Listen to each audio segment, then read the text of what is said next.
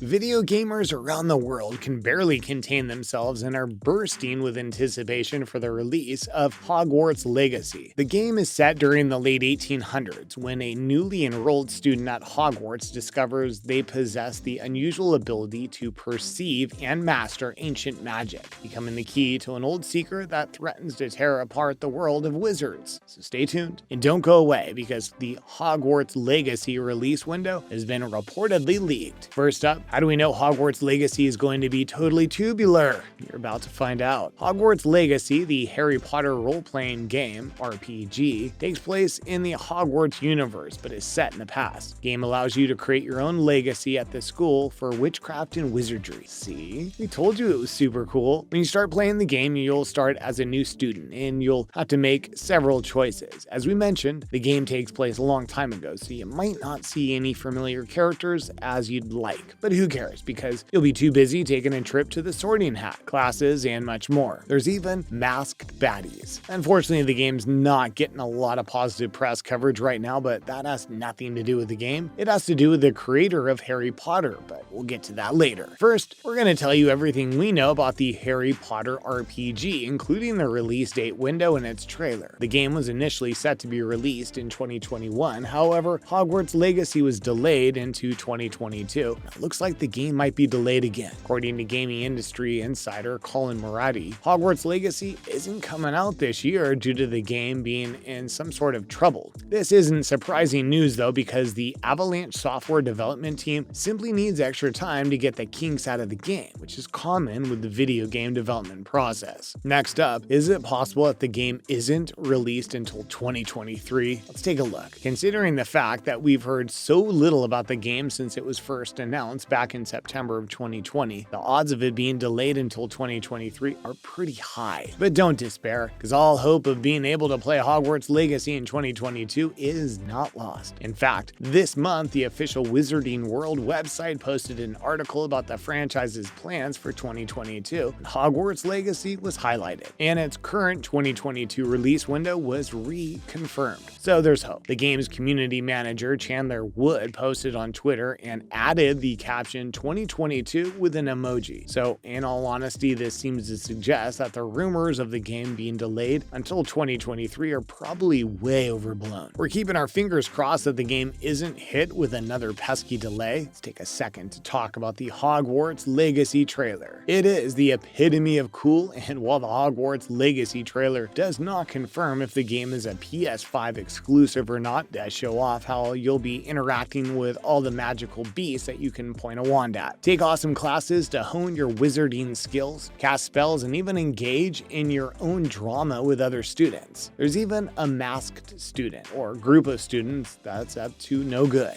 Up next, will the game be your classic RPG style game? Let's dig a little deeper. Back in 2018, early footage from the Hogwarts Legacy game in development was leaked on Reddit after someone secretly filmed the footage in a mall when taking a survey. The leaked video shows off RPG elements like a character creation screen and shows the character running in third-person perspective, making potions, performing spells, and exploring familiar environments such as the Great Hall in Hogwarts. Few shots show a left-hand corner spell selection screen with well-known Harry Potter spells like Lumos and Reparo. A blurb also in the Reddit thread states that players can choose to be good or evil, which would likely affect what kind of spells players can use. In the Reddit post, the user said, "Upon arrival, strange events begin to materialize in the Forbidden Forest and trouble begins to brew within the castle walls. Together with Professor Elizar Fig, you embark on a journey through both familiar and never-before-seen locations to bring to light the truth behind these mysterious occurrences. On your quest, you'll craft potions, master new spells, and discover a fantastical beast. You'll battle dark wizards, goblins, and other supernatural enemies, and uncover the truth about your destiny. The fate of the wizarding world lies in your hands." Stay tuned, don't go away, because we're bringing you the latest info trending now about Hogwarts Legacy. Be sure to watch until the end, because we're going to discuss one of the biggest pieces of gaming news that's currently breaking around the world. Next up, which platforms will feature this hotly anticipated game? You're about to find out. Great news! According to a recent Bloomberg report, the Harry Potter game is being developed for multiple platforms, including the PS5 and Xbox Series X. games. It sounds like other consoles as well, such as the current generation PS4 and Xbox One or the PC. So Harry Potter, like most magicians, will be everywhere all the time, not to worry. But why have all the controversy surrounding Harry Potter and the less than stellar publicity surrounding the game? Hogwarts Legacy's trouble started with having to deal with J.K. Rowling's transphobic comments, and things got even worse when it was revealed that journalist Liam Robinson posted a Twitter thread claiming that Hogwarts Legacy's lead designer used to run a YouTube channel dedicated to far-right extremist content. One video was titled "In Praise of Cultural Appropriation," and another focused on social justice 10 commandments. According to the Bloomberg report, there is some discomfort within the studio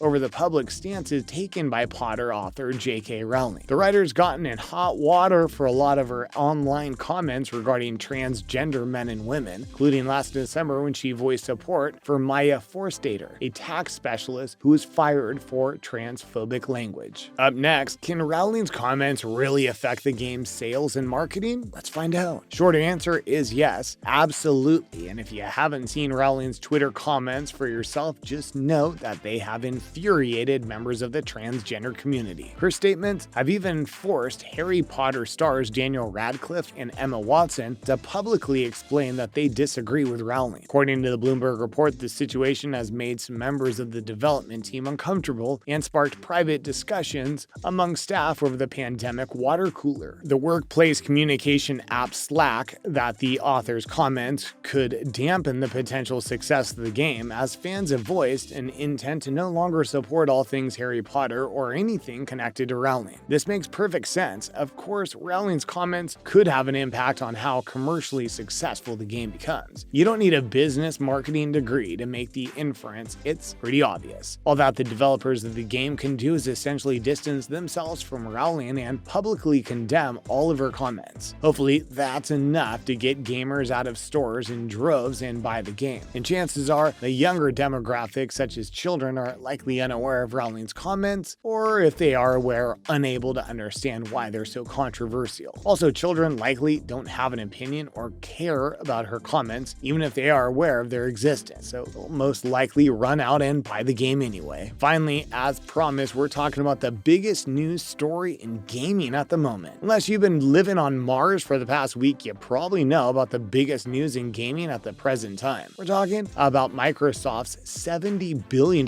purchase of Activision Blizzard, the gaming company responsible for franchises such as Call of Duty, Warcraft, Skylanders, and Crash Bandicoot. In a recent interview, Xbox CEO Phil Spencer said he trusts his traditional rivals like Sony and Nintendo, but is concerned about outside influences controlling the gaming sector. During the interview, Spencer opened up about Sony and Nintendo's role in the gaming industry and had this to say: "They have a long history in video games. Nintendo's not going to do anything that damages gaming in the long run because that's the business they're in. Sony is the same, and I trust them. Valve's the same way." When we look at the other big tech competitors for Microsoft, Google has search and Chrome, Amazon has shopping, Facebook has social, all these large-scale consumer businesses. The discussion we've had internally where those things are important to those other tech companies for how many consumers they reach, gaming can be that for us. I think we do have a unique point of view, which is not about how everything has to run on a single device or platform. That's been the real turning point for us, looking at gaming as a consumer opportunity that could have similar impact on Microsoft that some of those other scale consumer businesses do for other big tech competitors. And it's been great to see the support we've had from the company and the board. That's a wrap for today's video gaming fans. Thanks for watching until the end.